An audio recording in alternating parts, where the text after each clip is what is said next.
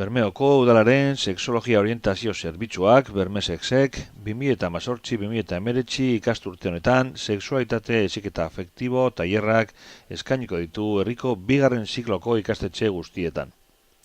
Bermeoko udaleko gazteria zerbitzuak azpimarratu duenez, Bermeoko Sagrado Corazon ikastetxean lehenengo urtez DBH bigarren eta DBH laugarren mailetako ikasleentzako tailerrak egin dira. Sexualitate heziketa afektiboak burutzeko saioak otsailaren lehenengo astean egin ziren eta DBH laugarren mailarekin otsaileko azken astean. Guztira klaseko 8 orduko tailerrak egin ziren. Irakasleen balorazioa oso positiboa izan da eta ikasleek ere oso dibertigarria izan dela eta asko ikasi dutela adierazi dute.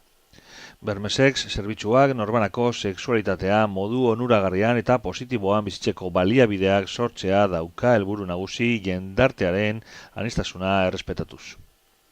Joan den astean, martxoaren 11-tik 15 arte, Elizalde ikastolan DBH laugarren mailakoengana hurbildu zen zerbitzua eta maiatzean berriz oinarrizko lanbide heziketako udal institutuko lehenengo mailako ikasleengana hurreratuko da.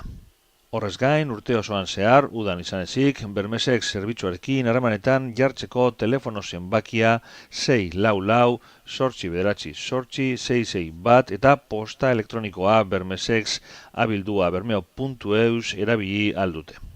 Bermesek zerbitzua doakoa eta konfidentziala da.